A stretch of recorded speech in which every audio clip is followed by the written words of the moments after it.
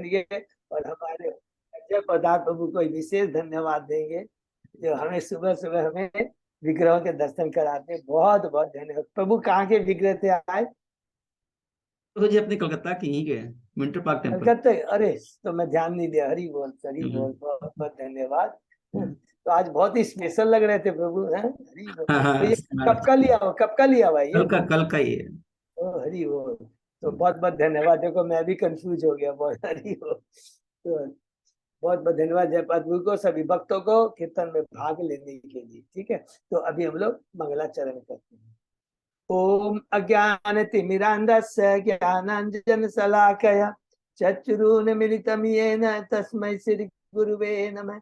श्रीचैतन्यमनोभीष्टं स्थापितं येन भूतले स्वयं रूप कदा मह्यं ददाति सपदान्तिकम्। वन्देऽहं श्रीगुरु श्रीयुतपदकमलं श्रीगुरु वैष्णवांच श्रीरूपं साग्रजातं सहगना रघुनाथं विहितं तं सजीवं स्वाद्वैतं सावभूतं परिजं सहितं कृष्ण चैतन्य देवं श्री राधा कृष्ण पादान सहगना ललिता श्री विशाखावितांत च नम ओम विष्णुपादाय कृष्ण प्रेष्ठाय भूतले श्रीमते भक्ति वेदांत स्वामिन इति नामनि नमस्ते सारस्वती देवे गौरवाणी प्रचारिणे निर्विशेषा शून्यवादी पाश्चात देश तारिणी वांछा कल्पतरुभ्यश्च कृपा सिन्धुभ्य एव च पतितानां पावनेभ्यो वैष्णवेभ्यो नमो नमः। नमो महावदान्याय कृष्ण प्रेम पदाय ते कृष्णाय कृष्ण चैतन्य नामने गौरतिसे नमः। हे कृष्ण करुणा सिंधु दीन बंधु जगतपते गोपेश गोपिका कांत राधा कांत नमस्तुते। सप्त कांचन गौरांगी राधे वृंदावनेश्वरी विश्वानि सुते देवी प्रणमामि हरिप्रिये। नीलांचल निवासाय नित्याय परमात्मने बलवत सुभद्रायां जगन्नाथाय ते नमः। जय श्री कृष्ण चैतन्य प्रभु नित्यानंद श्री अद्वैत गदाधर श्रीवासादि गौर भक्तवृंद मुखम करोति वाचालम पंगु लंघे गिम यत्कृपातमहं वन्दे श्री गुरु मदीनतारिणं परमानंद माधवम श्री चैतन्य ईश्वरम। हरे कृष्णा कृष्ण कृष्णा हरे हरे हरे राम राम राम। श्री श्री मंगलाचरण की जय, शिला प्रभुपाद की जय। हरे कृष्णा। आज के इस चैतन्य चरितामृत चर्चा में सभी भक्तों का हार्दिक स्वागत है। सभी भक्तों के चरणों में मेरा सारा दंडवत प्रणाम है। बहुत अच्छा लग रहा है सब भक्त मिल करके हम लोगों ने चेतन चरितामृत शुरू किया है। बहुत ही इम्पोर्टेंट तत्व ज्ञान हम डिस्कस कर रहे हैं। चेतन चरितामृत के आदि लीला जिसमें 17 अध्याय हैं, जिसमें से 12 अध्याय तत्व निरूपण है। 13 से लेकर करके बाकी जो है 5 अध्याय हैं चैतन्य महाप्रभु के जन्म के बारे में, उसके बाद में उनके पौंड्र किशोर यौवन लीला के बारे में वर्णन। तो अभी हम लोग प्रथम जो 12 अध्याय हैं उसमें से 7 अध्यायों के बारे में डिटेल में पढ़ने जा रहे हैं। उन 7 अध्यायों में से पहला अध्याय अभी हम लोगों ने किया है। इन 7 अध्यायों में क्या है? चैतन्य तत्व, नित्यानंद तत्व, अद्वैताचार्य तत्व और पंच तत्व के बारे में है 7 अध्याय। अब इन 7 अध्यायों का विभाजन इस तरह है। पहले 4 अध्याय में चैतन्य तत्व के बारे में है, 5वें अध्याय में नित्यानंद तत्व के बारे में है, 6वें अध्याय में अद्वैताचार्य तत्व के बारे में है और 7वें अध्याय में पंच तत्व के बारे में। बहुत सबको क्लियर है एकदम। बहुत हम लोग रिपीट करते हैं, कोई टेंशन नहीं। अब हम चूंकि हमने कहा कि प्रथम 4 अध्याय में चैतन्य महाप्रभु के बारे में है, तो नेचुरली जो भी पढ़ेंगे चैतन्य तत्व के बारे में पढ़ेंगे। तो अब हमारा प्रश्न उत्तर प्रभु, हमने तो पढ़ा कि इसमें पहले अध्याय में हम लोग 6 स्वरूपों को नमस्कार करते हैं। किसको? उसको गुरु को, भगवान को, भगवान के भक्त को, भगवान के 6 स्वरूपों को, गुरु को, भक्त को, भगवान को माने ईश्वर को, भगवान के अवतारों को, चौथा भगवान के अंश या प्रकाश, पांचवा, और छठवा भगवान की अंतरंग शक्ति। यस, चेतन तत्व के अंदर ही आया। क्यों कि कृष्ण भगवान कहते हैं 32वें श्लोक में, मैं स्वयं ही इन 6 रूपों में अपने को प्रकट करता हूं। एकदम कंसेप्ट क्लियर, कहीं भी जरा भी हमको कंफ्यूजन नहीं आएगा। ठीक है, तो इसमें बहुत इंपॉर्टेंट चीज है, इस चीजों को ध्यान में रखना। इसको श्लोक नंबर 32 से हम लोग जस्टिफाई कर देंगे, जो कि हम लोग अभी पढ़ के गए हैं। अब इन 6 के बारे में चूंकि है हम लोग ने, अब हम किसके बारे में पढ़ रहे हैं? पहला अध्याय में गुरु के बारे में। तो पहले अध्याय में और एक ब्रेकअप में जाएंगे, इसमें हम लोग गुरु के बारे में पढ़ेंगे। उसके बाद में हम किसके बारे में पढ़ेंगे? भक्त के बारे में पढ़ेंगे, ईश्वर के बारे में पढ़ेंगे, भगवान के अंश या प्रकाश के बारे में पढ़ेंगे, भगवान के अवतार के बारे में पढ़ेंगे, और भगवान की अंतरा शक्ति के बारे में। तो अभी तक हम लोगों ने श्लोक नंबर 36 तक पढ़े प्रभु जी। हरि बोल। थैंक यू बाबू। हम लोग कितने श्लोक तक बोला प्रभु आपने? 46 तक। हाँ। हरि, तो 46 श्लोक तक अभी हमने पढ़ा है। तो किसके बारे में है याद? तो आप बोलेंगे प्रभु नहीं, उसके पहले तो सबके बारे में बताइए। यस, सबके बारे में, गुरु सबको प्रणाम किया है हम लोगों ने। 14 श्लोक। अच्छा, एक चीज और भूल गया, बीच में क्या करेंगे, ये 7 अध्यायों में जो भी वर्णन है, कौन से का? 14 श्लोकों का बारे में वर्णन है। तो 14 श्लोक को भी एक बार थोड़ा सा रिपीट कर लेंगे, करा भी कंफ्यूजन होगा नहीं। 14 श्लोक में से पहले 6 श्लोक हैं चैतन्य महाप्रभु के बारे में, और ब्रैकेट में लिख लेंगे ये 6 श्लोक का वर्णन 4 अध्याय में है। 1 से लेकर 4 अध्याय तक में 6 श्लोक का वर्णन है, अर्थात 6 श्लोक में चैतन्य तत्व के बारे में, और 4 अध्याय में भी चैतन्य तत्व के बारे में। 6 श्लोक वर्सेस 4 चैप्टर्स, एकदम क्लियर है। फिर बाद में जो 5 श्लोक हैं 7 से लेकर के 11 तक, 6, 7, 8, 9, 10, 11, 5 श्लोक वर्सेस, ये किसमें वर्णन है? 5वें अध्याय में। ओके, फिर और थोड़ा सा आगे चलते हैं।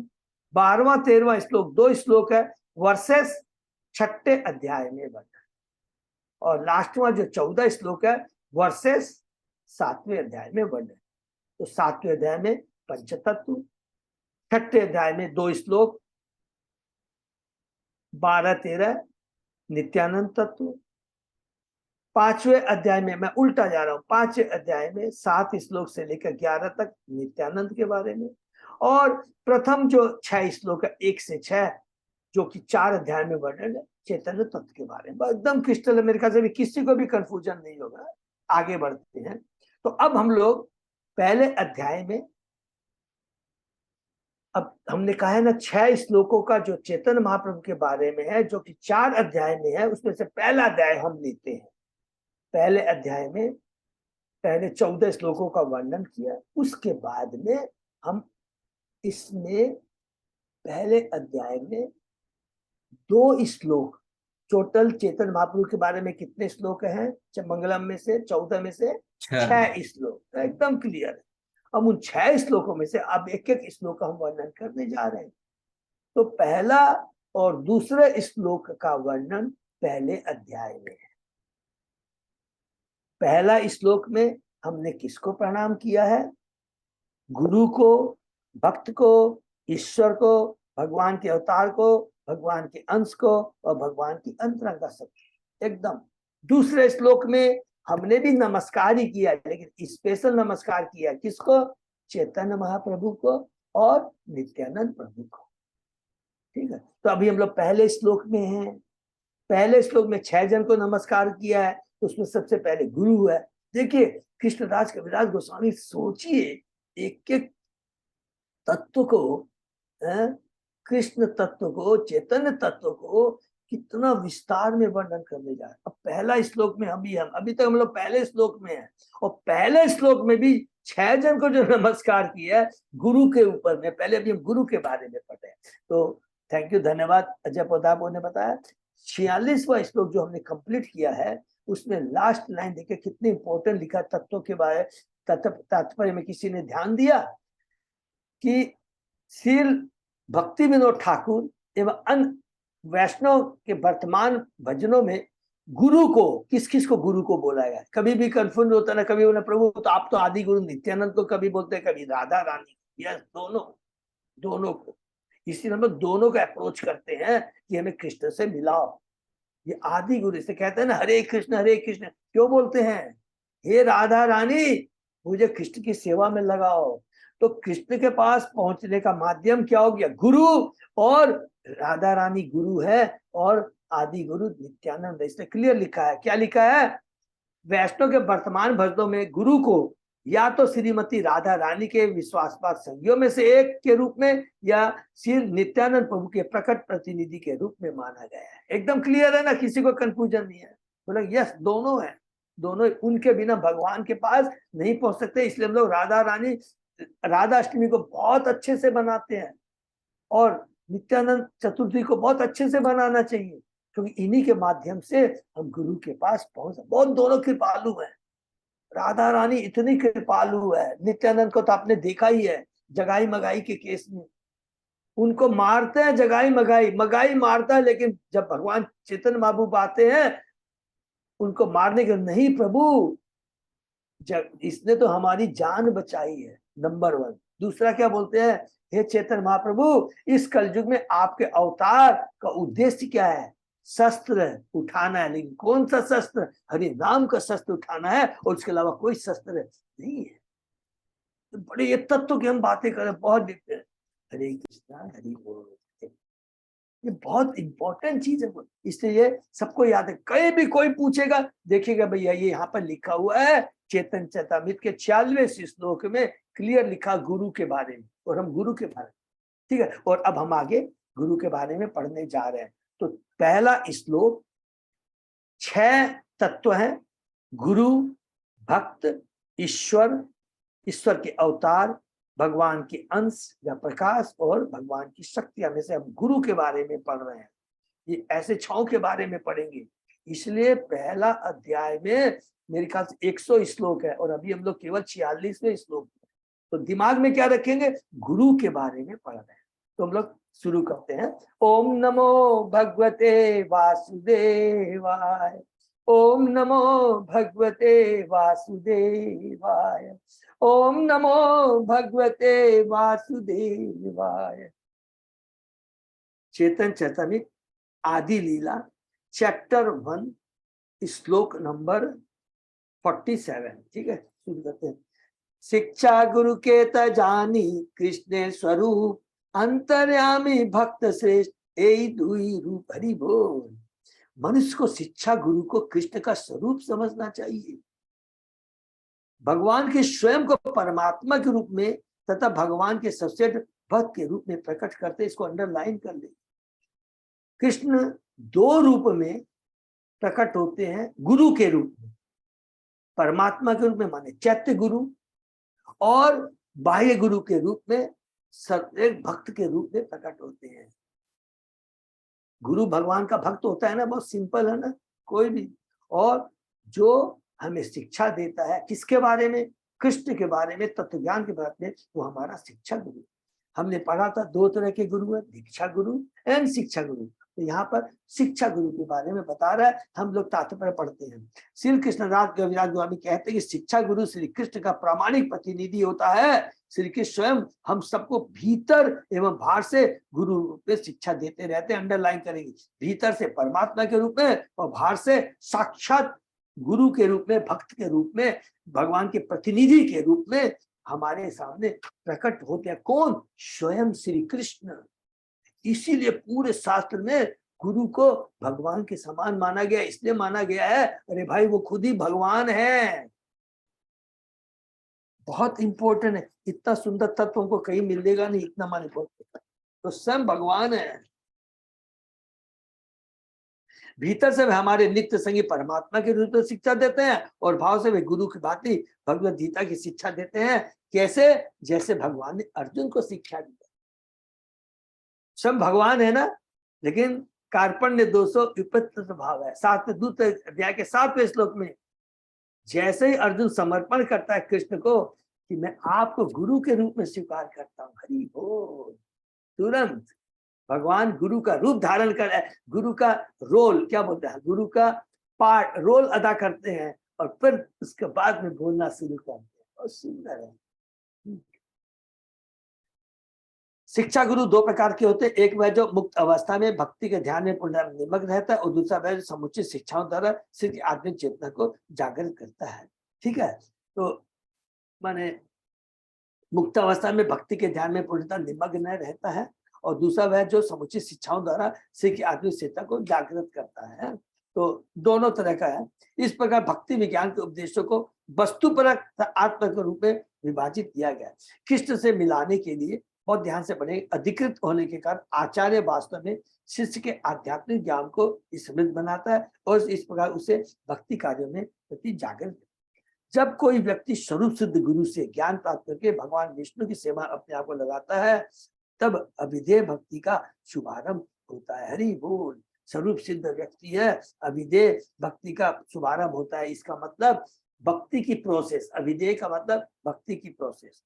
तो इसमें हम लोग ऐसे बोलेंगे ना, जो भी हमको शिक्षा देता है उस सारे गुरु का इज्जत करना चाहिए, क्योंकि हमने पढ़ा शिक्षा गुरु कई होते हैं, दीक्षा गुरु केवल एक होता है, शिक्षा गुरु कई हो सकते हैं। स्वरूप सिद्ध जो एकदम माने हाई लेवल पे में है, तो लेकिन क्या होता है, जो टॉप लेवल में जो गुरु होता है ना, वो एक्चुअली प्रचार कार्य नहीं कर सकता है, इसलिए उसको थोड़ा सा नीचे होके आना पड़ता है। उदाहरण शिला प्रभुपाद, ये सब स्वरूप सिद्ध हैं।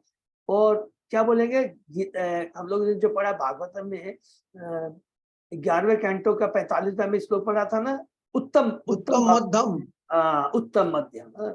तो उत्तम भक्त क्या कभी भी प्रचार नहीं कर सकता है, वो स्वरूप सिद्ध व्यवस्था में रहता है। वो क्या उसकी क्या चेतना रहती है, सबको याद है, हम लोग ने अभी पढ़ा है। वो सोच, वो केवल आत्मा को ही देखता, आत्मा के ऊपर के आवरण को नहीं देखता। अभी चतुर्थ कुमार जो बताते हैं, हम लोगों ने पढ़ा था, नहीं देखता। वो क्या सोचता, मैं सबसे बड़ा अधम हूँ, नीच हूँ, नंबर 1। दूसरा वह क्या देखता, ये सब भगवान की अंश है, विद्या विनय संपन्न ब्राह्मणे गवी अस्तिनी, भारी आवरण को ही नहीं देखता। ये बड़ा, मैंने सोचे कितना, इसको जस्ट चिंतन करेंगे तो कितना अच्छा लगेगा। अरे एक चींटी को भी जब वो देखता है, क्या उसके अंदर में भगवान का ही अंश है और मैं भी भगवान का अंश। ये मेरा परम सौभाग्य है कि भगवान ने मेरे को मनुष्य शरीर दिया है, जिसमें मेरी चेतना उस चींटी के कंपैरिजन में उच्च कोटि की है। तो जब मेरे को ये पोजीशन मिली है तो अपना कर्तव्य का भी ध्यान होना चाहिए, अपनी लायबिलिटी का भी ध्यान, रिस्पॉन्सिबिलिटी का भी ध्यान होना चाहिए कि मेरी लायबिलिटी क्या है। क्या है, भगवान के बारे में, संबंध के बारे में ज्ञान प्राप्त करना। फिर अविधेय, अविधेय का काम कौन करेगा, गुरु, प्रचार में तो हमको मदद करेगा। और फिर उसके बाद में आएगा प्रयोजन का। तो मेरा कर्तव्य क्या है, कृष्ण की भक्ति करना, अविधेय, और दूसरों को भी भक्ति में लाना। ये मनुष्य का रोल, खाली मनुष्य रोल कह देंगे मैं मनुष्य नहीं चलेगा, ये बहुत एक एक चीज का हमको ध्यान रखना है। तो स्वरूप सिद्ध गुरु और एक शिक्षा गुरु और एक हमारा है जो अपने लोग माने निम्न स्तर में आकर प्रचार कार्य करते हैं। तो प्रभुपाद जी को कभी मध्यम ग्रेड का नहीं समझना है, बहुत बड़ा अपराध हो जाएगा। वो तो बेचारे अपने को आते हैं सेकंड लेवल, क्योंकि पहला उत्तम भक्त कभी प्रचार नहीं कर सकता, स्वयं को वो समझता कि मैं अधम हूँ। कोई भी आप देख लीजिए, विनोद ठाकुर को अपने भक्ति, नरोत्तम दास ठाकुर को, भक्ति विनोद ठाकुर के सारे आप भजन देख लीजिए, हर भजन में वही बोलेंगे, मेरे जैसा अधम नहीं है, मेरे जैसा कोई पापी नहीं है। तो बहुत समझना। अविधेय भक्ति के शुभारंभ, अविधेय मीन्स कृष्ण भक्ति, भक्ति की ये क्रियाएं अविधेय अर्थात कर्तव्य कहलाती। कितना बढ़िया बात लिखा, अर्थात कर्तव्य कहलाती है। कर्तव्य है कि हमें कृष्ण भक्ति करना है। संबंध मालूम हो गया, बहुत अच्छी बात है, लेकिन उस संबंध को पुनः स्थापित करने के लिए करना क्या है, अभिधेय, अपना कर्तव्य कृष्ण भक्ति करना है। हमारा एकमात्र आश्रय परमेश्वर ही है। और जो व्यक्ति यह शिक्षा देता है कि कृष्ण तक किस प्रकार पहुंचा जाए, वह भगवान का कार्यकारी रूप होता है। हरि बोल। आश्रयदाता शरणदाता भगवान तथा दीक्षा गुरु और शिक्षा गुरु में कोई भेद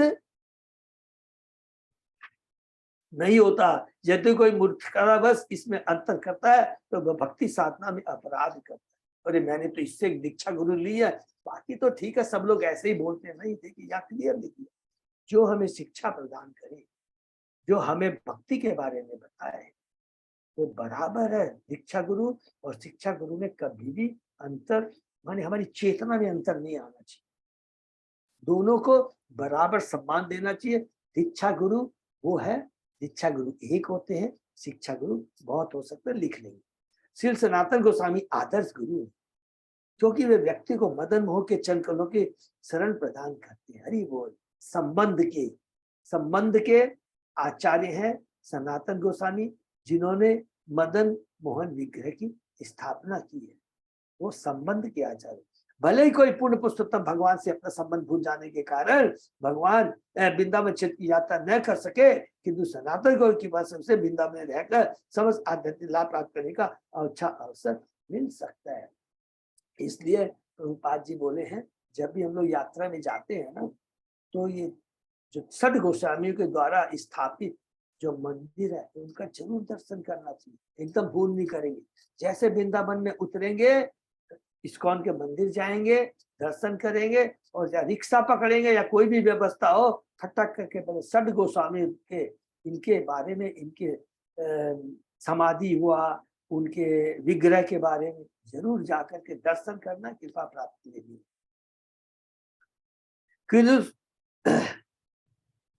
श्री गोविंद जी अर्जुन को भगवती शिक्षा देकर शिक्षा गुरु जैसा कार्य करते हैं। गोविंद जी कौन से हैं? अविधेय के क्या बोले गुरु है, अधिष्ठाता गुरु है, संबंध के आचार्य, और ये अविधेय के आचार्य कौन है? रूप गोस्वामी। और रूप गोस्वामी ने किसकी की? गोविंद देव विग्रह की, ठीक है ना। वे आदि उपदेशक, क्योंकि वे हमें उपदेश देते हैं और अपनी सेवा करने का अवसर प्रदान करते हैं। दीक्षा गुरु श्री मदन मोहन का साकार स्वरूप होता है। हरि बोल। बल्कि शिक्षा गुरु श्री गोविंद देव विग्रह का साकार प्रतिनिधि होता है। दोनों को अंडरलाइन के सबको एकदम क्रिस्टल क्लीन हो गया ना। इन दोनों आचार्य की पूजा वृंदावन में की जाती है। श्री गोपीनाथ आध्यात्मिक साक्षात के लिए चरम आकर्षण है।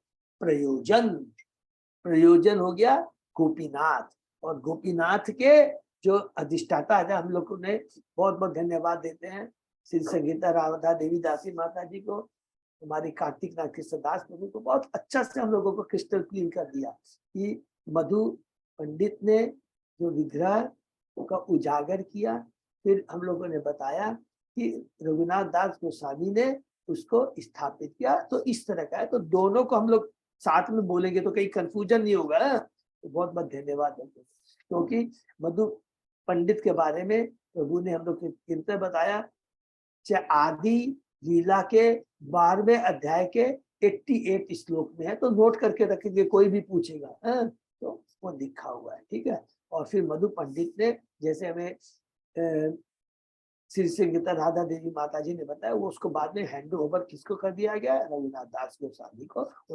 ठीक है। नेक्स्ट, नेवोपयंती अपचितिम कवय तवो ईश ब्रह्मायुषापि कृतमृद मुदय स्मरन्तः यो अंत बहिस्तनु वृताम अशुभम विदुन्वन्न आचार्य चैत्य वपुषा स्वगंतिम व्यनक्ति। हे प्रभु, दिव्य कविगण एवं आध्यात्मिक विज्ञान में दक्ष व्यक्ति ब्रह्मा के समान दीर्घायु प्राप्त करके भी आपके प्रति अपनी कृतज्ञता को पूरी तरह व्यक्त नहीं कर सकी। हरि बोल। क्योंकि आप दो रूपों में, बाहर से आचार्य के रूप में और भीतर से परमात्मा के रूप में देहधारी जीव को अपने पास आने का निर्देश देकर मुक्ति प्रदान करने के लिए प्रकट होते हैं। इससे बड़ा इंपॉर्टेंट श्लोक, इसको नोट कर लेंगे कि कृष्ण ही गुरु है, स्वयं गुरु है, जो कि बाह्य रूप से और अंदर अंदर के रूप में आकर करके हम बद्ध जीवों को शिक्षा देते हैं, परमात्मा के रूप में और दूसरा आचार्य के रूप में। तो हम लोग क्या क्या है, देखिए बाह्य रूप से क्या क्या हो गया, साधु, गुरु, जो भी हम लोग बोल दीजिए वो सब भगवान ही है। आचार्य मां भी न जानाती, याद है ना, आचार्य को भगवान स्वयं कहते हैं मेरा ही रूप जानना चाहिए। ये बात किसको कहते हैं, भगवान स्वयं उद्धव जी को कैंटो 11 में कहते हैं, अर्थात गुरु स्वयं भगवान है, ठीक है ना। श्रीमद् भागवत का श्लोक है, हाँ यही वाला यहाँ लिया है, ये 11:20 का श्लोक है, जो श्री उद्धव कृष्ण के योग विषय के बारे में सुनने के बाद कहा गया था, आचार्य भाई जाना थी। श्लोक में कोई याद नहीं, बहुत इंपॉर्टेंट श्लोक है। नेक्स्ट, तेषां सतत युक्तानां भस्तां प्रीति पूर्वकं ददामि बुद्धि योगम तम ये मापुपयांति ते। हरि बोल। जो लोग निरंतर मेरी भक्ति में संलग्न रहते हुए प्रेम पूर्वक मेरी सेवा करते हैं, उन्हें मैं ऐसा ज्ञान प्रदान करता हूँ जिससे वो मेरे पास आ सके। हरि बोल। भगवत गीता का यह श्लोक चतुश्लोकी गीता का है, तीसरा श्लोक चतुश्लोकी गीता 8, 9, 10, 11, 4 है, 10वां अध्याय का यह श्लोक स्पष्ट रूप से बतलाता है कि गोविंद देव किस प्रकार आप अपने प्रामाणिक भक्त को शिक्षा देते हैं। हरि बोल।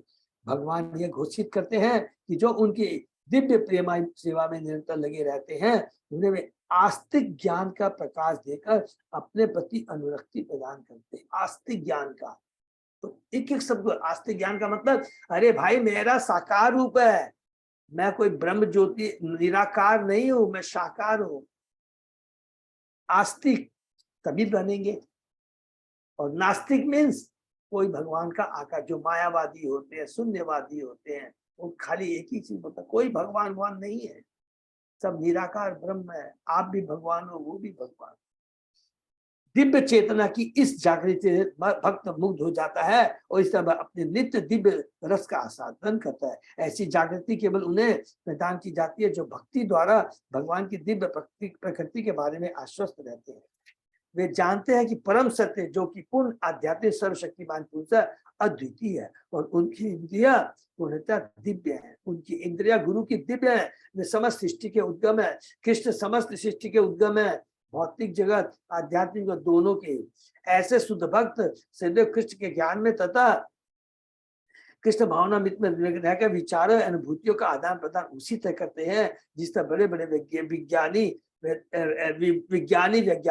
परिश्रम में अपनी खोज के परिणामों, अपने दृष्टिकोणों पर विचार विमर्श करते हैं। कृष्ण के विषय में इस प्रकार के विचार विनिमय से भगवान को प्रसन्नता होती है, अतः वे ऐसे भक्तों को समस्त ज्ञान प्रदान करने का अनुग्रह करते हैं। हरि बोल। अर्थात मत चित्ता मत गत गाना, ये बहुत इंपॉर्टेंट, ये इसको इस श्लोक में टच कर सकते हैं। तो ये चीज थोड़ा सब लोग तकलीफ करेंगे, आचार्य भी ना जानाती, ये बहुत इंपॉर्टेंट। कैंटो 11 का 29वां 6वां श्लोक है। 11 कैंटो 29वां अध्याय 6वां श्लोक, जो भगवान श्री कृष्ण उद्धव को बोलते हैं। फिर उसके बाद में गीता का 10वां अध्याय का 10, क्योंकि हमको गुरु के बारे में जस्टिफाई करना है। गीता का 10वें अध्याय का 10वां श्लोक एकदम शिष्य याद करने हैं, तो कभी भी बोलेंगे तो एकदम क्लियर यहाँ पर बता देंगे। और सच पूछा जाए तो चतुश्लोकी जो चारों जो श्लोक है ना, वो एकदम उसी में पूरा गुरु के रूप में है कि मैं कौन हूँ, गुरु कौन है। मैं स्वयं गुरु के रूप में आकर कर करके क्या क्या बोलते हैं कि हम सर्वस्व प्रभु, पहला 8वां। दूसरा में मत चिता मत गत प्राणा, बहुत है कि जो भक्त होते हैं वो सदैव, माने जो गुरु होता है, जो भक्त होता है, वो सदैव आपस, गुरु या भक्त, चर्चा किसके बारे में होती है, केवल भगवान के बारे में, आपस में उसी की चर्चा करते हैं और किसी और की चर्चा नहीं करते हैं। जैसे साइंटिस्ट वैज्ञानिक अलग लेते हैं, भगवान के भक्त इस प्रकार के विचार विनिमय में, माने आदान प्रदान से भगवान को प्रसन्नता होती है और भगवान उसमें बहुत खुश होते हैं। क्योंकि भगवान ने कहा ना हुआ ध्यान में, मेरे को बड़ी खुशी होती है, मत चिता मत गत प्राणा, मेरे भक्त आपस में केवल मेरे बारे में ही डिस्कशन करते हैं। नेक्स्ट, यथा ब्रह्मणे भगवान स्वयं उपादिश अनुभावितवान पूर्ण पुरुषोत्तम भगवान ने ब्रह्मा को शिक्षा दी और उन्हें सर्वसिद्ध बनाया। शिक्षा दी भगवान ने किसको? ब्रह्मा जी को। प्रथम जीव है गर्भोदक विष्णु के कमल नाभि से जो कमल निकला है, उसमें ब्रह्मा जी आए और अपना ज्ञान देकर उनको स्वरूप सिद्ध बनाया। स्वयं भगवान ने बनाया ब्रह्मा जी को, ठीक है, स्वरूप सिद्ध। यह अंग्रेजी कहावत है, भगवान उनकी सहायता करते हैं जो अपनी सहायता स्वयं करते हैं। दिव्य क्षेत्र में भी लागू होती है। हरि बोल। प्रामाणिक शास्त्रों में ऐसे अनेक उदाहरण भरे पड़े जिनमें भगवान भीतर से गुरु के रूप में कार्य करते हैं। उन्होंने इस विराट सृष्टि के प्रथम जीव ब्रह्मा को गुरु के रूप में शिक्षा दी थी। जब ब्रह्मा जी सबसे पहले उत्पन्न हुए तो वे विराट सृष्टि का निर्माण करने में अपनी सृजनात्मक शक्ति का उपयोग नहीं कर सकी।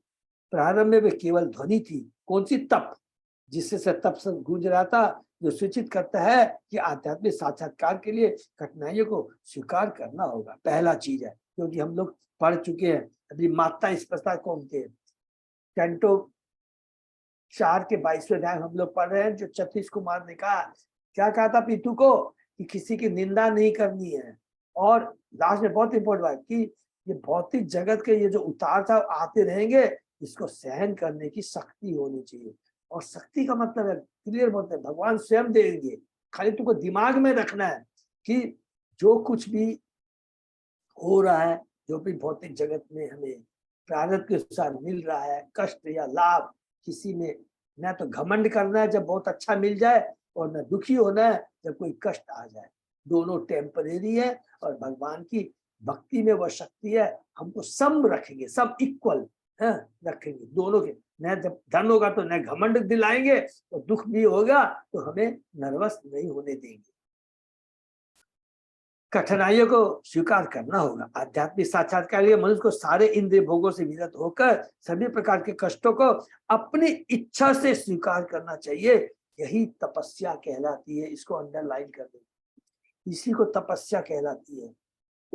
और याद रखेंगे, कई बार हम लोग सोचते हैं जस्ट हम लोग ने जो पढ़ा उस पर थोड़ा सा ध्यान कर लेंगे तो सारा कंसेप्ट क्लियर हो जाएगा। खाली पांडवों को याद कीजिए बस, और किसी को मत याद। 5 पांडवों ने, कुंती माता ने कष्ट कम सहन किए, लेकिन कभी विचलित नहीं हुई। कृष्ण को हृदय में रखा। अर्जुन ने, पांडव ने, अर्जुन ने, युधिष्ठिर ने, भीम ने, नकुल ने, सहदेव ने, सोचिए द्रौपदी माता ने, उत्तरा ने। उत्तरा का हमने पढ़ा था, माने आंख से पानी आ जाते हैं जब उत्तरा, वो मेरे को बहुत याद आता है। उत्तरा के गर्भ में अभिमन्यु है, अश्वत्थामा ब्रह्मास्त्र चलाता है, दौड़ती हुई आती है। किसके पास आती है? किसी के पास नहीं जाती है। अर्जुन, युधिष्ठिर, भीम, नकुल, सहदेव, कुंती, कृष्ण के पास जाती है। सोचिए, तो इसका मतलब है वो लोग सदैव कृष्ण का ही चिंतन करते रहते हैं। और दूसरी चीज है, 5 ने भी गुस्सा नहीं हुआ, अरे मेरे रहते हो तू कृष्ण के पास गई है, क्योंकि सब लोग कृष्णमय हैं, कृष्ण को सदैव अपने चिंतन में रखते हैं। तो हम लोग वो ये रखेंगे तो बिल्कुल भी घबराएंगे नहीं अपने जीवन में। इंद्रियों का भोक्ता कभी भी ईश्वर तत्व का आस्तिक विज्ञान की अनुभूति प्राप्त नहीं कर सकता, क्योंकि कृष्ण इस तरह जब ब्रह्मा जी श्री कृष्ण के द्वारा तप ध्वनि से दीक्षित कर दिए गए तो वे तप में लग गए, और विष्णु की कृपा से आध्यात्मिक साक्षात्कार के द्वारा दिव्य जगत श्री वैकुंठ का दर्शन करने में समर्थ हो सके। कैंटो 2 में हमने पढ़ा है ना, सबको याद है ना? कैंटो 2 में आधुनिक विज्ञान रेडियो, टेलीविजन तथा कंप्यूटर जैसी भौतिक खोजों के बल पर संपर्क स्थापित कर सकता है, किंतु मनुष्य के मूल पिता ब्रह्मा ने तपस्या द्वारा जिस विज्ञान का आह्वान किया वह इससे भी अधिक सूक्ष्म था। वो समय आने पर भौतिक विज्ञानी यह भी जान सकेंगे कि हम वैकुंठ लोक के साथ किस पर संपर्क स्थापित कर सकते हैं। अभी मूर्खों को तो यही नहीं मालूम है। देखिए, वैकुंठ लोक की तो बहुत बाद की बात है। पहले भौतिक जगत में हमने क्या पढ़ा है? असंख्य करोड़ों ब्रह्मांड है, और इस ब्रह्मांड में हम जो रह रहे हैं वो तो छोटा सा। और याद रखिए, सबको याद है ना, असंख्य ब्रह्मांड है, और सब असंख्य ब्रह्मांड का साइज भी अलग अलग है। और असंख्य ब्रह्मांड में ब्रह्मा शिव भी अलग अलग है। ब्रह्मा 4 मुख के भी हैं, करोड़ों मुख के भी हैं, अलग अलग ब्रह्मांड में। तो चक्कर आ जाएगा, घूम जाएगा दिमाग, सारी चेतन चेतना में हमको वर्णन आएगा। तो इससे तो साइंटिस्ट को एक ब्रह्मांड की एक पोर्शन, 14 भुवन है, उस 14 में खाली पृथ्वी लोक का है, उसका ही उसको ज्ञान नहीं हो सकता है। तो और सारे भुवनों की तो बात छोड़ दो, वो हुआ एक ब्रह्मांड, और ऐसे करोड़ों असंख्य ब्रह्मांड है, सोचिए। और ये सारा मिलाकर के भगवान की सृष्टि का वो भी 25% हुआ, 75% तो आध्यात्मिक जगत है। यह है भगवान की सृष्टि, भगवान की लीला। तो भगवान को केवल अर्चना कर सकते हैं, उनकी भक्ति कर सकते हैं, वही एकमात्र हमारा कर्तव्य, और ज्यादा दिमाग लगाने की दरकार नहीं है। ब्रह्मा जी ने भगवान की शक्ति के विषय में जिज्ञासा की, तो भगवान ने उसका उत्तर निम्नलिखित 6 कथनों के रूप में दिया। ये उपदेश जिन्हें श्रीमद् भागवत से उद्धृत किया जा रहा है, उन्हें भगवान द्वारा परम गुरु के रूप में दिए गए थे। हरि बोल। याद है ना, कैंटो 2 का 9वां अध्याय में क्या है? चतुश्लोकी भागवतम। सबको याद है ना? निकल से 33, 34, 35, 36 ये 4 श्लोक है चतुश्लोकी भागवत। कार्तिक नाथ कृष्णदास प्रभु जी चेक कर लेंगे, बता देंगे। ठीक है, तो हम लोग यह जो ब्रह्मा जी को भगवान दे रहे हैं, जो हमने डिटेल में पढ़ा, सेम चीज हम लोग वही रिपीट कर रहे हैं। ठीक है, ये 6 ज्ञानम परम गुह्यम में यत् विज्ञान समन्वितम सह रहस्यम तत्अंगम च गृहान गतिदम मया। मैं जो तुमसे कहूंगा उसे ध्यानपूर्वक सुनो, क्योंकि मेरे विषय में जो दिव्य ज्ञान है वह न केवल वैज्ञानिक है अपितु रहस्यों से भी पूर्ण। हरि बोल। इसको भी अंडरलाइन करेंगे, फिर से रिपीट करें। मैं जो तुमको बता रहा हूँ उचंती बात नहीं है, एकदम प्योर साइंटिफिक है, नंबर 1, और रहस्यों से पूर्ण। इस रहस्य को हम बुद्ध जीव जो 4 गुण 4 दोषों से हमारे जो 4 दोष है, हम भगवान को नहीं समझ सकते, क्योंकि भगवान तो 4 दोषों से मुक्त है। श्री कृष्ण का दिव्य ज्ञान ब्रह्म के निर्विशेष ज्ञान से अधिक गहन है, क्योंकि इसमें न केवल उनके रूप एवं व्यक्तित्व का अपितु उनसे संबंधित हर वस्तु का भी ज्ञान निहित रहता है। भगवान श्री कृष्ण का जो ज्ञान है केवल निर्विशेष का ज्ञान ही नहीं है, क्योंकि निर्विशेषवादी बोलते हैं यही परम ज्ञान है। वो क्या बोलते हैं? भगवान निराकार है। लेकिन यहाँ बता रहे प्रभुपाद जी, अरे भाई वो तो केवल उनके आंशिक ज्ञान है। क्यों? क्योंकि वो तो जो ब्रह्म ज्योति निकलती है वो ब्रह्म ज्योति का ज्ञान है, निर्विशेष ज्ञान। ठीक है ना? जो कृष्ण से संबंधित न हो, ऐसी कोई वस्तु नहीं है जो कृष्ण से संबंधित ना हो। हरि बोल। भाव यह कि श्री कृष्ण के अतिरिक्त अन्य कुछ भी नहीं है, माने बिना कृष्ण के कोई चीज का अस्तित्व नहीं है, किंतु साथ ही उनके आदि व्यक्तित्व को छोड़कर अन्य कुछ भी कृष्ण नहीं है। हरि बोल। यह ज्ञान पूर्ण दिव्य विज्ञान है, और विष्णु ब्रह्मा जी को इसी विज्ञान का पूर्ण ज्ञान देना चाह रहे थे। इस ज्ञान के रहस्य की चरम परिणति भगवान के प्रति व्यक्तिगत अनुरक्ति है, जिसके फलस्वरूप प्रत्येक कृष्णवीर वस्तु से विरक्ति हो जाती है। हरि बोल। इसको भी अंडरलाइन करने बोल। जो चीज भी कृष्ण से संबंधित नहीं है उसके प्रति कोई भी आसक्ति नहीं होनी चाहिए। अर्थात इसको ऐसे बोलेंगे, हमको युक्त वैरागी बने कि जो कुछ भी है कृष्ण का है और कृष्ण की सेवा के लिए है। इसको ऐसे बोलने से एक ही बात बनती है। तो इससे क्या होगा? जब हम ये सोचेंगे कि सब कुछ कृष्ण का है, कृष्ण से संबंधित है, तो हम जो भी कार्य करेंगे कृष्ण को केंद्र में रख के कार्य करेंगे। और जब कृष्ण को केंद्र में रख के कार्य करेंगे तो क्या होगा? हमें कर्म फल नहीं लगेगा, नहीं लगेगा, नहीं लगेगा। जो भी कार्य होगा कृष्ण के लिए होगा, भगवान के धाम जाने के लिए होगा। तो जरा भी कोई कार्य अपनी तृप्ति के लिए होगा तो बंधन का कारण होगा, और भौतिक जगत में जो रिपीटेशन है, जन्म मृत्यु के चक्र में आना पड़ेगा। इस अवस्था पहुंचने के 9 वैकल्पिक दिव्य ज्ञान हरि बोल। सबको याद है? श्रवण कीर्तन स्मरण पाद सेवम पूजा प्रार्थना दास्य में भाव भगवान दास्य भाव में सेवा है। 9 है ना, जो कि किसने कहा था? सबको याद है? अच्छा सॉरी, अभी हम लोग पढ़े नहीं। प्रहलाद महाराज ने कहा था। प्रहलाद महाराज बहुत सुंदर है। और सेम चीज चेतन महाप्रभु ने भी कहा है। चेतन दास्य भाव में सेवा, भगवान के साथ बंधु तथा आत्मसमर्पण, ये सभी भक्ति के विभिन्न अंग है जो दिव्य रहस्य से परिपूर्ण है। हरि बोल। भगवान ने ब्रह्मा से कहा कि चूंकि वे उनसे प्रसन्न है अतः वे अपनी कृपा से इस रहस्य को प्रकट कर रहे हैं। देखिए, ये हम लोग जो कैंटो 2 में ब्रह्मा जी को भगवान बोल रहे हैं, ये चतुश्लोकी भागवतम है। लेकिन कैंटो 11 में हम जब पहुंचते हैं, उद्धव जी ने, याद है ना सबको, कैंटो 3 में हमने पढ़ा था 3रे अध्याय में कि उद्धव जी क्या कहते हैं विदुर जी को? मैंने भगवान से वो 2 दिव्य ज्ञान प्राप्त किया है जो कि उन्होंने ब्रह्मा तक को नहीं कहा है। हरि बोल। इसलिए कैंटो 11 बहुत इंपॉर्टेंट है, तो हम लोग पढ़ेंगे। भगवान ने ब्रह्मा से कहा कि चूंकि वे सबसे उनसे प्रसन्न है अतः वे अपनी कृपा से इस रहस्य को प्रकट कर रहे हैं। तो अब हम लोग पढ़ रहे हैं जो भगवान ने ब्रह्मा जी को बोला है। ठीक है ना, पढ़ा हुआ है, फिर से हम लोग रिपीट करते हैं कि बार बार पढ़ना बहुत जरूरी है। यावान हम यथा भाव यत रूप गुण कर्म कह यथा एव तत्व विज्ञानम अस्तु ते मत अनुग्रहात्। मेरी अहृत की कृपा से तुम्हें मेरे व्यक्तित्व, स्वरूप, गुण तथा लीला संबंधी सत्य के बारे में सारा ज्ञान प्राप्त हो जाए। देखिए, एक एक वर्ड को ध्यान रखते हैं।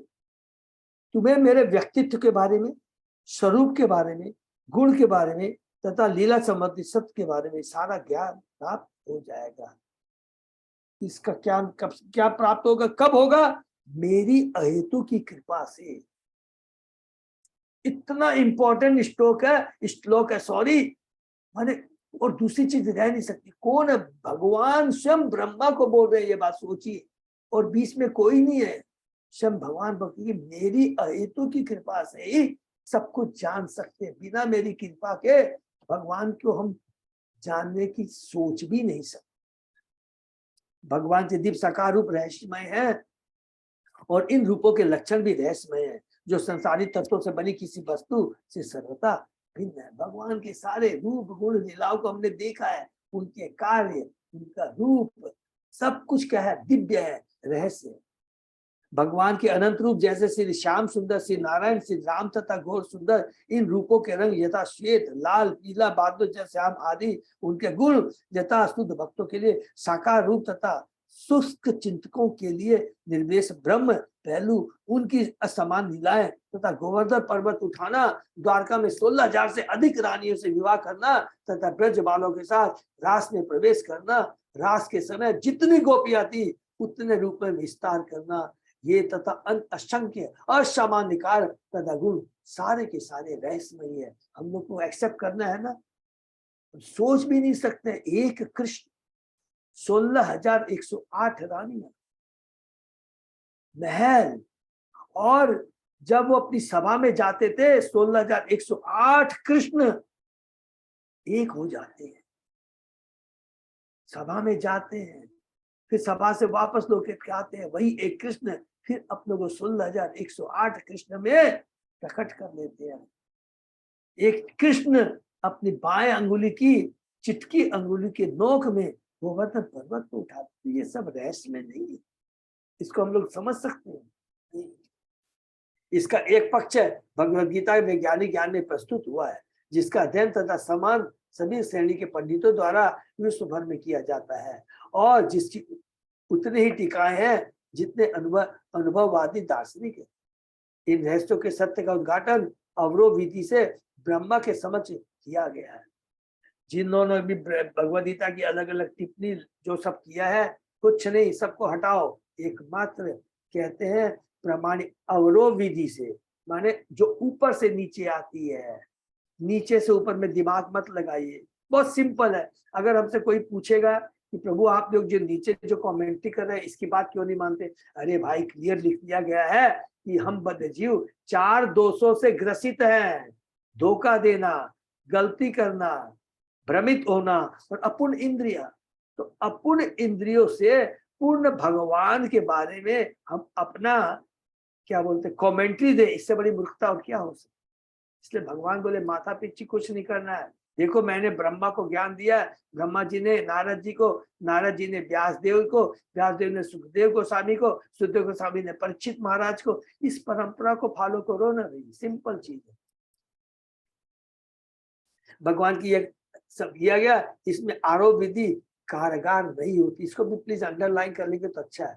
अवरोह विधि और आरोह विधि। अवरोह विधि मतलब जो ऊपर से नीचे आती है, आरोह विधि जो नीचे से ऊपर आती है। आरोह विधि हमने पढ़ा ना हिमालय पर्वत पर, आरोह चढ़ना, ऊपर नीचे से ऊपर चढ़ना, नहीं अवरोह ऊपर से नीचे आना। हरे कृष्ण प्रभु। हाँ प्रभु। आरोह ज्ञानी लोगों के लिए है। हरि बोल। यस, ज्ञानियों लोग के लिए जो अलग अलग चिंतन करते हैं, बिल्कुल। और वो कितना माने ये हम लोग पढ़ पढ़ के कितना कृपा मिलती है प्रभुपाद जी की, सोचिए। बहुत सही कहा प्रभु ने। हम लोग खाली चिंतन, इसलिए सबसे बड़ी बात क्या है जो सीखा, क्या हम लोगों ने सीखा था।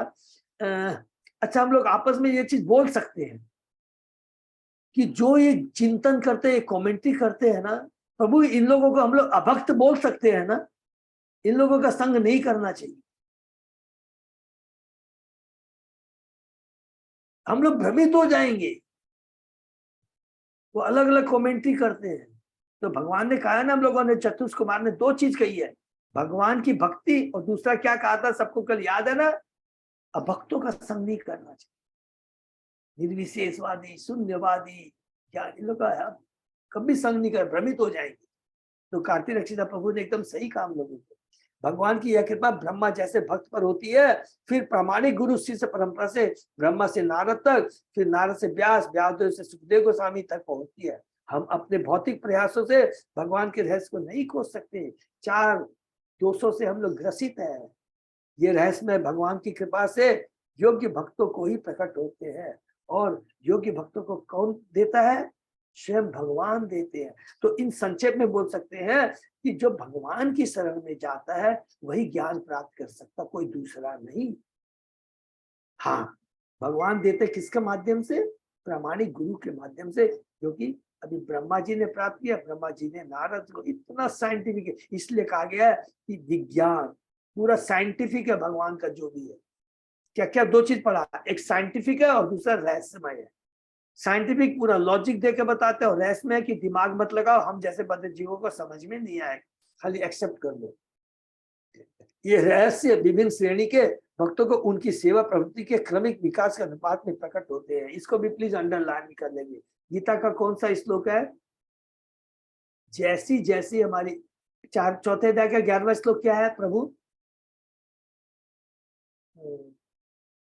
प्रपोदन्ते।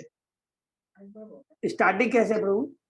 ये यथा मांग प्रपोदन्ते। अरे वो ये तथा माम, तो मैं जैसी जैसी जिसकी प्रवृत्ति होती है, सेवा प्रवृत्ति समझ सकते हैं। नहीं, वो प्रपोदन्ते मतलब शरणागति। नहीं, वो तो ठीक है, ये माम वो तो ठीक है। पहला वाला लाइन क्या प्रभु? थोड़ा खोल के देखेंगे क्योंकि अभी हम लोग बहुत ठीक है बोलता हूँ। ये यथा मांग प्रपोदन्ते। हाँ, उसका अर्थ बताएंगे प्रभु।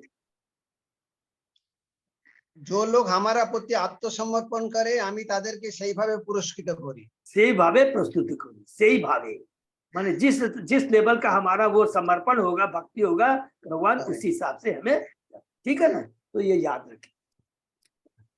तो नेक्स्ट आगे बढ़ते हैं। और ऊपर बढ़े समन कृत, इसमें आरती की सेवा नहीं, सॉरी, क्रमिक विकास से अनुपात में प्रकट होते हैं। दूसरे शब्दों में वे निर्विशेषवादी जो अपने तुच्छ ज्ञान तथा रुग्ण चिंतन के बल पर आश्रित रहते हैं और ऊपर बताई श्रवण कीर्तन तथा अन्य प्रकार की सेवा नहीं करते, वह अध्यात्म में उस रहस्यमय क्षेत्र में प्रवेश नहीं कर पाते, जो कि अभी हमें कार्तिक कृष्णदास प्रभु ने कहा। जो ज्ञानी लोग होते हैं, निर्विशेषवादी होते हैं, जहाँ परम सत्य एक दिव्य पुरुष है जो भौतिक तत्वों के समस्त कर्मों से मुक्त है। लेकिन ईश्वर तत्व के बारे में, जहाँ परम सत्य एक दिव्य पुरुष है, नंबर 1, भौतिक तत्वों के समस्त कर्मों से मुक्त है। कभी भी वो भौतिक जगत में भी आते हैं तो उससे ज्यादा उससे वो प्रभावित नहीं होते। भगवान का रहस्य जान लेने पर वह निर्विशेष पहलू नष्ट हो जाता है, जिसकी अनुभूति सामान्य अध्यात्मवादियों की होती है, ज्ञानियों की होती है, जो केवल भौतिक स्तर पर रहकर आध्यात्मिक क्षेत्र में प्रवेश पाने के लिए प्रयत्नशील रहते हैं। कितनी बड़ी दिव्य बात है, भौतिक स्तर पर रहकर आध्यात्मिक क्षेत्र में पाने के लिए प्रयत्नशील रहते हैं। कि भौतिक स्तर क्या, मैं अपने ज्ञान से, अपने चिंतन से मैं भौतिक जगत से छुटकारा पा लूं, मैं कर लूंगा। कर पाते हैं, बहुत डिफिकल्ट, करोड़ों वर्ष तपस्या करने के बाद ब्रह्म ज्योति में विलीन होते हैं, लेकिन पुनः उनको वापस आके पटकते हैं, उनको सॉरी भौत जगत में आ गिरते हैं, ये याद रखिए। नेक्स्ट, अहमेव आसम एव अग्रे न अन्यत यत सत असत परम पश्चात अहम यत एतत् एतच्च य अवशिष्येत स अस्मि हम। सृष्टि के पूर्व केवल मैं ही विद्यमान रहता हूँ और किसी भी स्थूल सूक्ष्म या प्रारंभिक घटना का अस्तित्व नहीं होता। सृष्टि के बाद मैं ही हर वस्तु में विद्यमान रहता हूँ और पहले के बाद भी मैं ही शाश्वत रूप से विद्यमान। हरि बोल।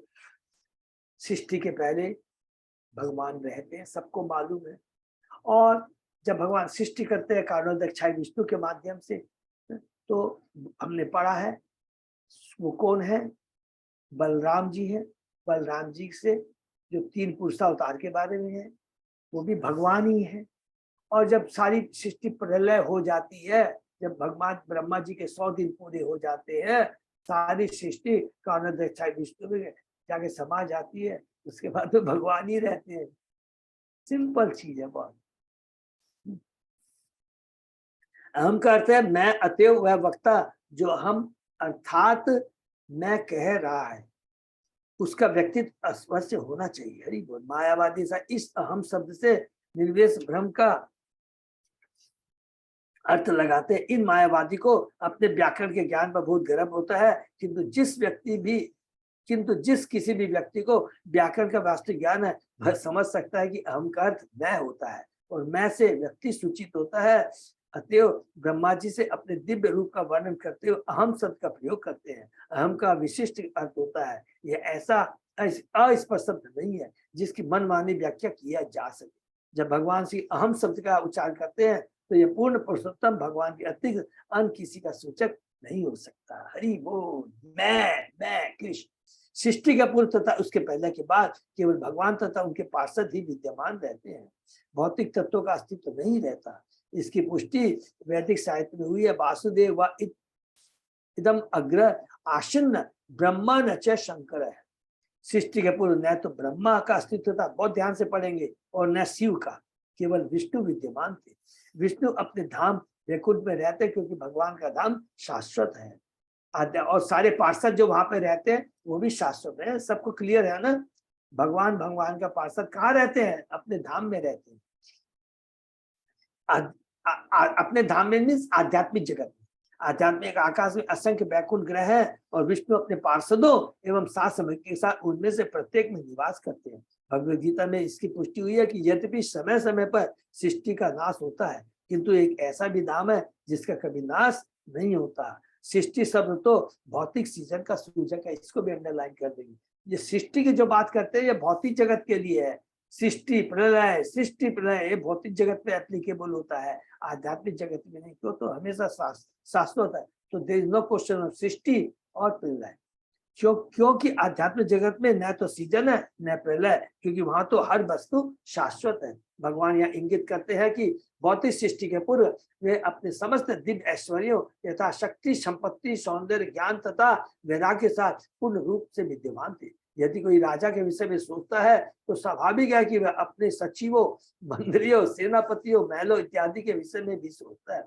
जब एक राजा के पास इतना ऐश्वर्य होता है तो फिर पूर्ण पुरुषोत्तम भगवान के ऐश्वर्य के विषय में व्यक्ति केवल कल्पना करने की चेष्टा ही कर सकता है। अतः जब भगवान अहम कहते हैं तो इसका अर्थ यही होता है कि वे अपनी पूर्ण शक्ति के साथ विद्यमान है, जिसमें सारे ऐश्वर्य निहित होते हैं। सारे ऐश्वर्य, सारे पार्षद, सब कुछ उसके अंदर निहित होता। अहम माने मेरे।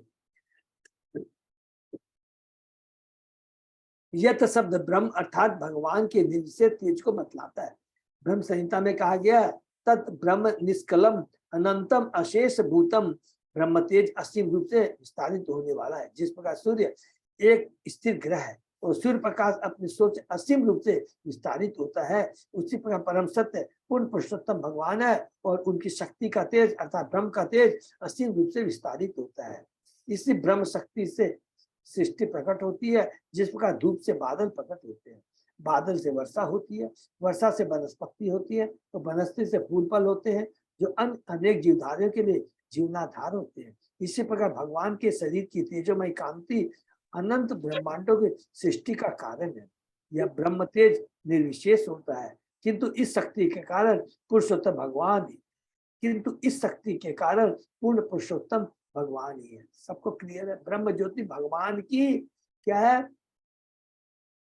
शरीर से निकलने वाली ज्योति है। ये भगवान का आंशिक ज्ञान है, पूर्ण ज्ञान नहीं है। उनके धाम वैकुंठ में यह ब्रह्म ज्योति उनसे ही निकलती है, ये कभी भी निराकार नहीं होते। और वो जो उनसे ब्रह्म ज्योति निकलती है, पूरा इसने हमने पढ़ा है कि जो भगवान का आध्यात्मिक जगत है उसमें कोई सूर्य चंद्रमा नहीं है, स्वयं प्रकाशित है।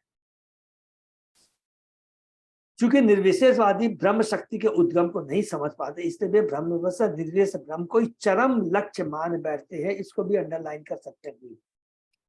जबकि शास्त्र कहते थे ये ब्रह्म ज्योति तो केवल उनका आंशिक स्वरूप है, किंतु जैसा कि उपनिषद में कहा गया है, भगवान के मुख को देखने के लिए मनुष्य को निर्विशेष तेज का भेदन करना होता है। यदि कोई सूर्य प्रकाश के उद्गम तक पहुंचना चाहे तो उसे सूर्य तक पहुंचने के लिए सूर्य प्रकाश से होकर यात्रा करनी होगी, तब वहां से अधिष्ठाता देव से मिला जा सकता है। सूर्य का प्रकाश, सूर्य का गोला, उसके बाद में सूर्य लोक, सूर्य देवता। परम सत्य तो परम पुरुष है, भगवान है। जैसा कि श्रीमद् भागवत में बतलाया गया, सत्य का अर्थ कार्य, असत का अर्थ असत्य का अर्थ कारण तथा परम का अर्थ है परम सत्य जो कार्य कारण से परे है। हरि बोल। सृष्टि का कारण महत्त्व कहलाता है, जो हम लोगों ने पढ़ा है। सृष्टि का कारण कर्ण दक्षा विश्व असंख्य ब्रह्मांड निकलते हैं और उसके बाद में जो हमने जीते, तो यही पर हम लोग विराम देते हैं। प्रभु अजय प्रभु नहीं प्रभु, स्टॉप हो गया था। अब चाहे तो कर सकते कंटिन्यू 2-4 मिनट में, तो फिर जैसा बोलिए। 2 से लंबा 3 मिनट बहुत पढ़ा हुआ है प्रभु, तो एक बार पढ़ के देते हैं। यदि बहुत ज्यादा एक्सप्रेशन जा जाएगा तो हम लोग रुक जाते हैं। सृष्टि का महत्व कहलाता है जिसका अर्थ है समग्र भौतिक शक्ति और इसका प्रभाव सृष्टि से। हमने सबने पढ़ा ना, भगवान प्रधान महत्त्व महत्या अहंकार है। सृष्टि के बारे में पढ़ा है हम लोग ने।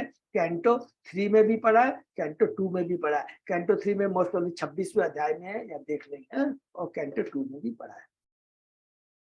किंतु प्रारंभ में न तो कारण था न कार्य, वे पूर्ण पुरुषोत्तम भगवान से उसी पर प्रकट हुए। जिस प्रकार काल शक्ति का निर्गम होता है, इसका वर्णन वेदांत सूत्र में हुआ है। जन्मादस्य होता है, महत्त्व का उद्गम भगवान से ही है। इसकी पुष्टि पूरे श्रीमद् भागवत तथा भगवत गीता में हुई है। भगवत गीता में 10वें अध्याय के 8वें श्लोक में क्या है? अहम सर्वस्व प्रभो, मैं समस्त सृष्टियों का मूल स्रोत हूँ।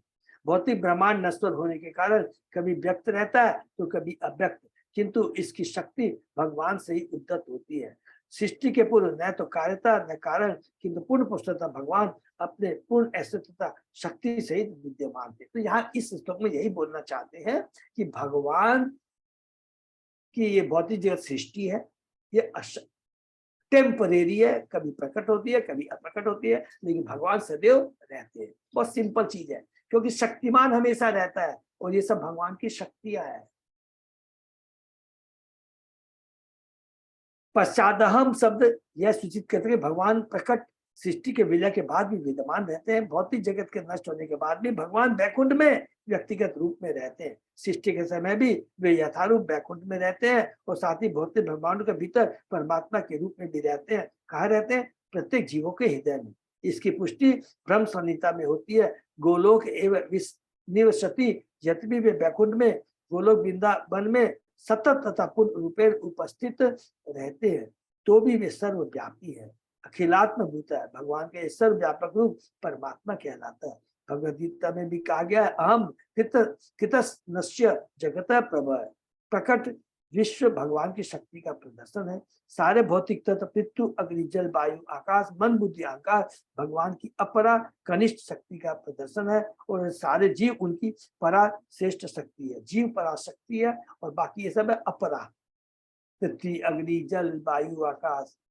चूंकि भगवान की शक्ति इनसे उनसे भिन्न नहीं है, अतः हर वस्तु जिसका अस्तित्व वास्तव में कृष्ण का निर्विशेष पहलू है।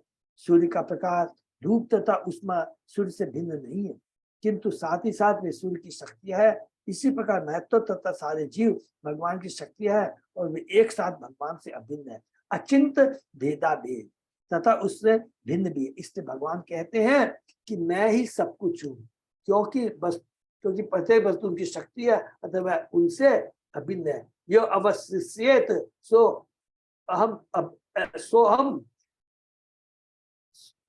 स्वमस्य अहम सूचित करता है कि सृष्टि के नष्ट होने के बाद भगवान ही शेष रहते हैं। आध्यात्मिक जगत का लोप कभी नहीं होता, यह भगवान की अंतरंग शक्ति के अंतर्गत आता है, अतः उनका अस्तित्व शाश्वत है।